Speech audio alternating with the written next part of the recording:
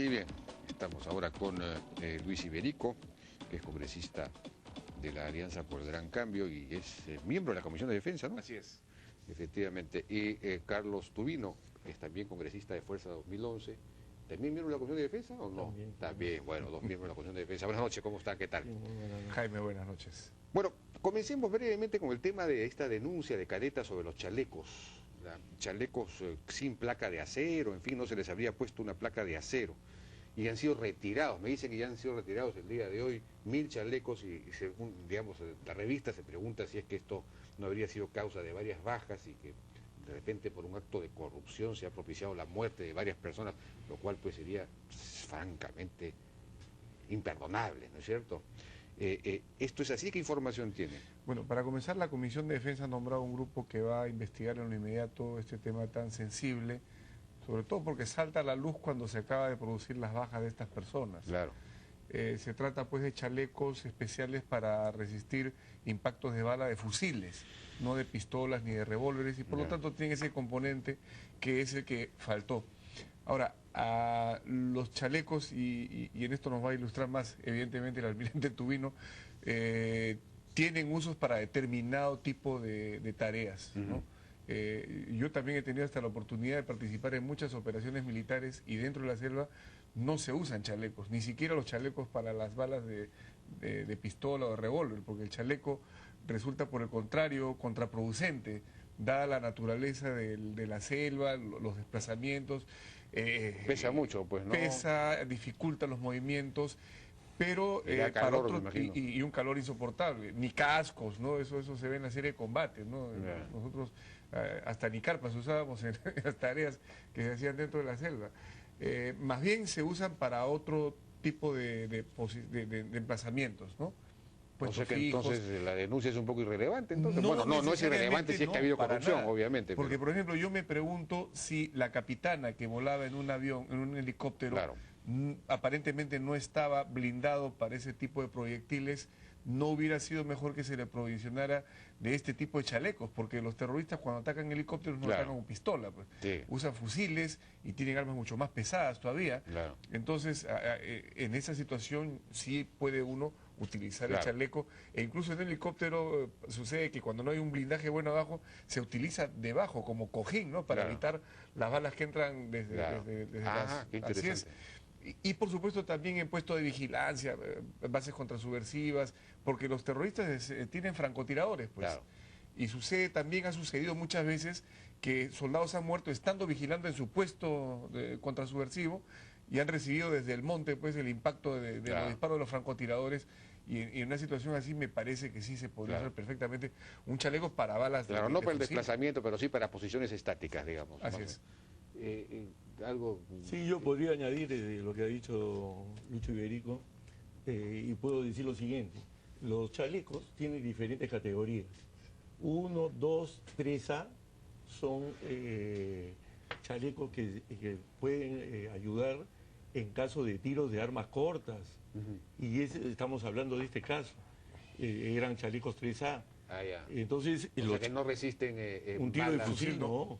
Los tiros de fusil... Pero esto de que tenían que ponerle una placa de acero, según parece acá... Sí, bueno... En no sé qué taller que tiene... Claro, puede ser que se tenga que poner una placa de acero, pero lo que tenemos que tener claro... ¿Qué es lo que no le pusieron? Claro, lo que tenemos que tener claro es que de ninguna manera este chaleco iba a proteger a alguien de un tiro de fusil. Eso es lo importante, que los trascendidos han mostrado como que así fuera. Ahora, los chalecos para tiro de fusil son muy pesados, son de un material de cerámica y realmente protegen 1 o 2 tiros máximo, pero si a alguna persona le caen en ese chaleco 3 tiros, de todas maneras traspasa. Entonces, el tema es que este chaleco para fusil se usa solamente cuando alguien está en un puesto de guardia, en un sitio fijo, pero en el BRAE, que el terreno es tan escarpado. O sea que hay un problema de información acá, hay un problema de información, porque hay un oficio del ministro de Defensa pidiendo que se retiren, parece que además que han sido retirados ya los chalecos. Claro, pero esos chalecos, como dice bien claro, vamos a decir, el contrato, pues lo han puesto en el documento que envía el ministro de Defensa, dice que es para mitigar el tiro de un...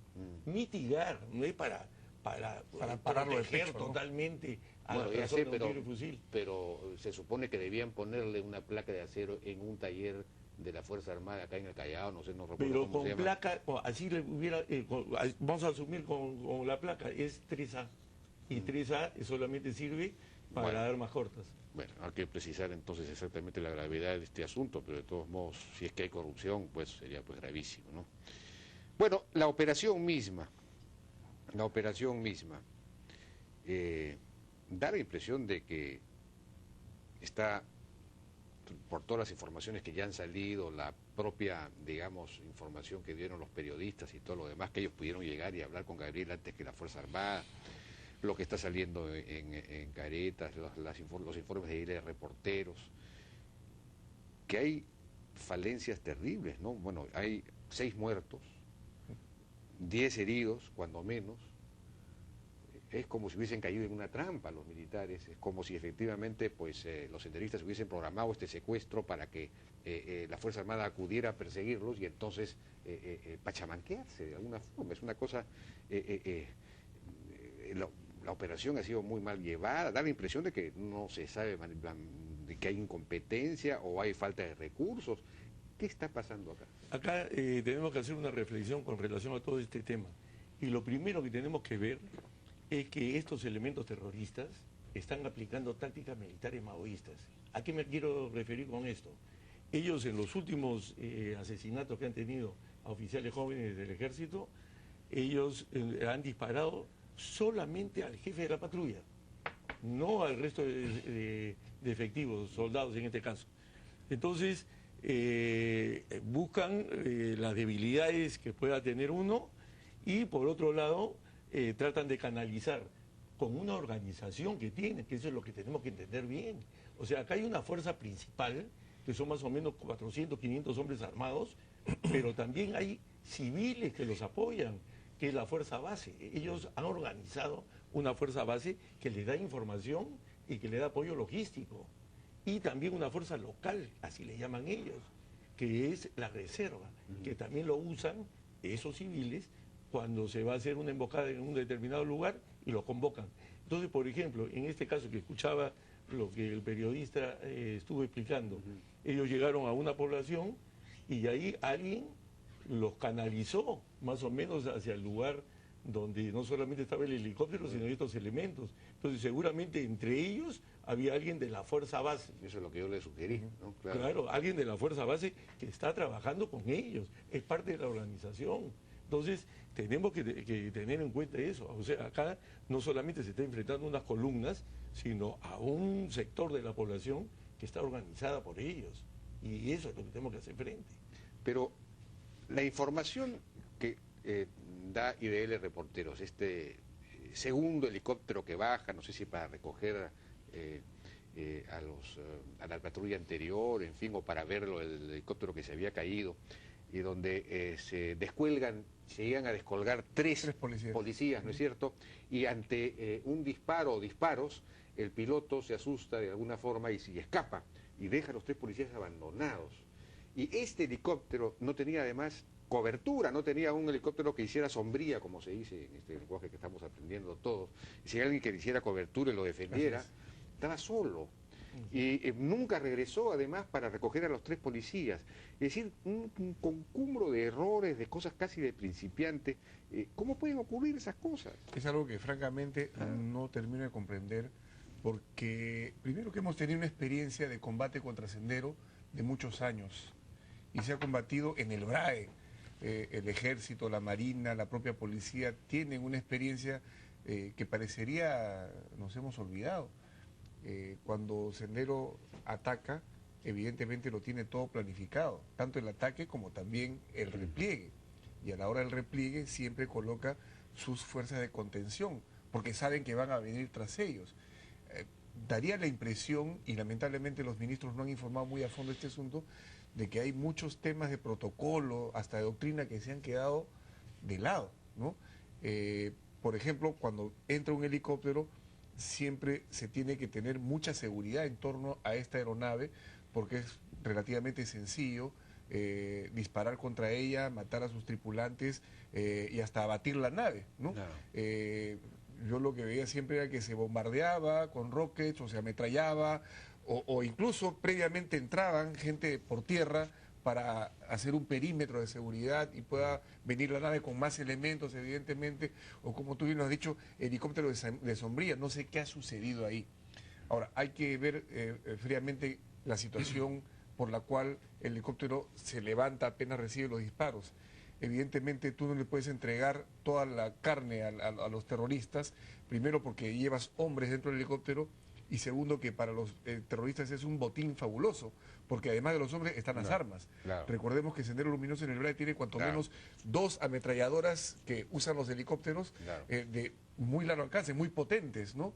Que ahí el error principal estuvo ahí en no tener a otro helicóptero de sombría. El error ha sido Claro. el sembrado, ¿no? Claro. Ya a la hora de que te atacan, pues de repente el oficial tuvo que salir y no hubo la capacidad de inmediato, no sé por qué, hay que estudiar cómo fue el escenario, de inmediatamente acudir a rescatar, a defender a esos policías que se quedaron ahí, ya sea con otras naves o sembrando a la gente en otro lugar para que entren por tierra, pero el hecho es que hay que ver qué sucede ahí, porque estas cosas terminan siempre afectando pues la moral de los policías, de los soldados.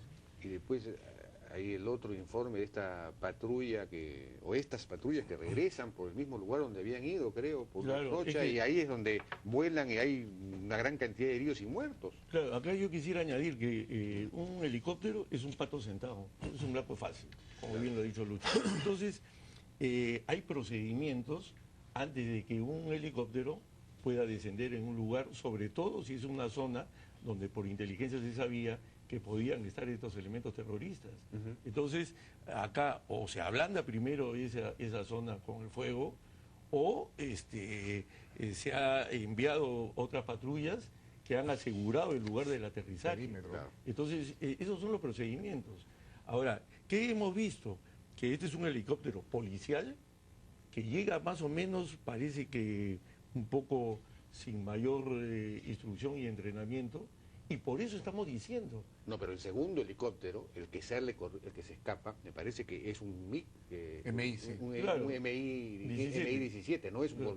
no es de la policía. Claro, pero el tema principal acá es que todos estos procedimientos que estamos viendo que están fallando, inclusive en el tema de conducción de las patrullas, porque hasta la distancia entre hombre y hombre es un tema de conducción y de liderazgo en la ejecución ya en el terreno. Entonces, por ejemplo, vemos acá que en esta emboscada han caído como 10 personas, o sea, entre heridos y los que han fallecido. Y entonces han estado, parece, muy pegados uno Claro. con relación al otro, que hay distancia que guardar. Entonces, acá lo que tenemos que tener es una escuela conjunta de la policía y de las Fuerzas Armadas con instructores en actividad y en retiro que instruyan a todo el personal que llegue al BRAE. Al BRAE hoy día estos terroristas están siendo más sofisticados que hace un tiempo atrás en la forma como ejecutan sus acciones, y nosotros tenemos que cuidar de la instrucción y el entrenamiento de todo aquel que entra a combatir en el BRAE. Hay un problema muy serio aparentemente de preparación, pero incluso hay un problema da la impresión de falta de equipos y falta de tecnología, ¿no? El otro día el general Mora decía acá que una operación de ese tipo en Colombia, a una operación de ese tipo acuden por lo menos 40 helicópteros, blindados, artillados, es decir, la superioridad, digamos, tiene que ser Contundente, ¿no? abrumadora, ¿no? No pueden ir 6 o 7 helicópteros, los cuales 2 o 3 son de la policía, como usted Claro, dice, sí, que, sí, no, pero- y que no son ni siquiera, Claro. digamos, armados. Claro, acá hay un tema. El Congreso acaba de aprobar la semana pasada 1.375 millones de soles para equipamiento de las Fuerzas Armadas. ¿Para este fin o para la guerra externa que Eso, no se va a producir? Justamente, ese es el tema. Ese es el tema. Entonces, ya lo hemos dicho en el Congreso, que vamos a fiscalizar de que esos fondos sean para esta guerra, no para un supuesto. Claro. O sea, el tema es que nosotros tenemos que equipar muy bien a nuestra gente, tenemos que darle un buen entrenamiento y una buena instrucción para hacer frente a esta amenaza que tenemos en el Veray, que no debe expandirse. Pero aparentemente hay que comprar muchos más helicópteros, solo eso, y hay ¿no? tecnología moderna que aparentemente están empezando a usar, pero no la manejan bien. Hay que ver cuál es la mejor tecnología para ser usada en esa zona, ¿no? Ahora, acá han fallado varios componentes aparentemente, ¿no? Los ministros no nos han dado muchas luces en su presentación en el Congreso, estaban muy optimistas, yo creo que es demasiado. El tema de la inteligencia, por ejemplo, ¿no? Claro, ese es otro Tanto problema. inteligencia humana como inteligencia electrónica. El tema del equipamiento, como bien lo señalas, es otra cosa de la que tenemos que hablar seriamente, qué está pasando. Y coincido con el congresista y almirante de Tueno, que lo principal, lo prioritario es guerra contra subversiva, lo prioritario es BRAE y sabe Dios por dónde más se expandirán estos sujetos si es que no los paramos. El tema de la capacitación de la preparación, como lo dice también el almirante. No. Y a esto pues acompañarlo a otros temas, ¿no? El recurso población es muy importante. El tema de las rondas campesinas, de los comités de autodefensa, que aparentemente por ahí vamos a tener que fortalecerlos. Pero están aliados con ellos, pues, porque ¿Cómo hemos dejado que se vayan al otro lado? Porque siembran coca. Es decir, ese es el otro tema, el narcotráfico. Claro, pero lógico, ¿no? Pues tienes que combatir el narcotráfico, ¿no? Así es. Pero, digamos, este sendero ahora no es el mismo que el de hace 20 años. Es un sendero que tiene mucho más plata porque está aliado con narcotráfico. Ese es el otro tema, ¿no? Tiene mucho mejores armas.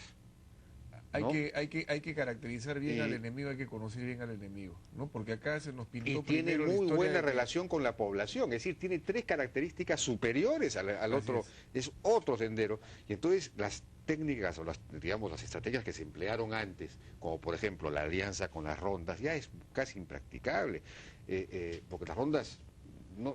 Tú vas a armar, le vas a dar un Winchester a la ronda para enfrentarse. Eso tú tienes que combinarlo con los programas de desarrollo social, desarrollo humano, que son indispensables para poder alejarlo de la coca. O sea, es todo un proceso que hay que seguir, ¿no? Hay que construir la Pero sin la colaboración de la gente, que es inteligencia humana, al fin y al cabo, la cosa se pone mucho más difícil. Meter al Estado con todo, desde carreteras, servicios y todo lo demás. Porque lo que se está produciendo en el BRAE es nada menos potencialmente en lo que es cocaína o pasta básica lavada, estamos hablando de 160.000 kilos. Yo ahora ya no quiero hablar en toneladas para que se entienda mejor. Son 160.000 kilos de pasta básica lavada o cocaína. ¿Y cuánto capturamos? ¿Cuánto decomisamos? Nada. No, 10 kilos por acá, 20 kilos por allá, al final... Los insumos químicos siguen llegando. Por eso. Entonces hay que cortar, porque, digamos, este sendero construye... Claro, es una estrategia integral, pues. ¿Cuál es hay que identificar cuál es el objetivo de este grupo? ¿Es un objetivo político? ¿Es un objetivo de control? Están liberando territorios en alianza con el narcotráfico, con la minería ilegal, es decir, con la economía ilegal, ¿no? Así es. Entonces hay que cortar la economía ilegal, es decir, hay que cortar el narcotráfico, hay que cortar la minería ilegal. Bueno, eso, en lo de minería ilegal se está actuando, pero, pero el narcotráfico no se está peleando. No, yo creo que este sendero narcotizado, este narcosendero, es un sendero evidentemente muy ligado a esta actividad ilícita, a tal punto que hay informes que señalan que ellos mismos están comprometidos en este tipo de tareas. Su objetivo es mantenerse en el espacio y ampliar el espacio. Porque así como en el Guayaga se ha avanzado, se está empezando a buscar otros territorios donde está empezando a crecer la coca también, ¿no? Y controlar las rutas comerciales. No veo que sea un sendero que busca la guerra popular prolongada en el campo de la ciudad para tomar el poder, implementar una república y una democracia. Eso lo dicen, ¿no? Lo repiten porque se lo han aprendido 20 años atrás, pero no veo que sea por ahí. Pero sí quieren ampliar el control territorial, digamos, quieren ampliar. Quieren hacia, ¿no? No, claro. Y por otro lado, en este tema, tenemos que usar todos los elementos que tiene el Estado en la zona. Yo al menos sigo afirmando que las Fuerzas Armadas tienen que participar en la lucha contra el narcotráfico.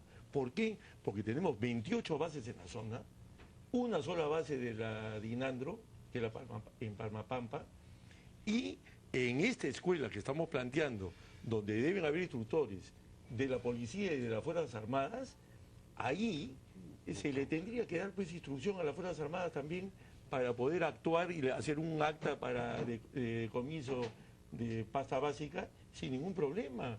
O sea que tranquilamente los suboficiales y oficiales de las Fuerzas Armadas pueden contribuir activamente. Pero no lo pueden en el hacer, he decomiso. escuchado que sí lo pueden hacer en realidad. No lo hacen y no lo pueden, y en este momento no hay una decisión política. A mí el mismo ministro de Defensa me ha discutido sobre el tema, diciendo que constitucionalmente las Fuerzas Armadas no no están permitidas por la Constitución. Y yo la verdad que creo que sí, porque el artículo 137 de la Constitución habla de ¿Y las ese zonas usted declaradas. no ha planteado un proyecto de ley en esa línea? Sí, ¿Y y no le han está hecho caso? ahorita en la Comisión de Constitución. Y de otro lado se habla de necesidad de proyectos de ley para mejorar la lucha contra el terrorismo, defender a los militares que, en fin, los temas vinculados a derechos humanos o a ese tipo de planteamientos no se están haciendo. Mira, Jaime, en el Congreso estamos con la predisposición a apoyar en todo, se lo hemos dicho a los ministros. Y creo que la actitud que ha tenido el Congreso y especialmente la oposición frente a estos hechos tan lamentables ha sido una actitud serena, sobria y entendiendo que por encima de todo están los intereses de la patria. Aquí no podemos estar tratando de capitalizar políticamente una desgracia como la que hemos vivido y hemos sido los primeros además en saludar al propio gobierno con la liberación de los rehenes. Cuenta con nosotros, pero también el gobierno tiene que cambiar ciertas actitudes. Los ministros los noté muy soberbios, muy triunfalistas, incluso llegaron y de frente con el pie en alto dijeron que ellos, gracias a ellos, se había roto la inercia en el BRAE, por lo tanto hasta sus propios compañeros de bancada, que son los de Perú Posible, les cayó por abajo. Entonces, esta actitud no conduce a nada, ¿no? La información, obviamente hay información muy reservada que no se debe saber, pero hay otra información que evidentemente la ocultas y al día siguiente salen los periódicos. Y entonces, ¿esto qué te genera en la población? Hay un factor psicosocial en la defensa que también es muy importante y es el soporte moral que tiene que recibir la población de estas Fuerzas Armadas. De acuerdo. No, efectivamente, y el tema que hay que corregir es sobre todo en el empleo táctico del personal.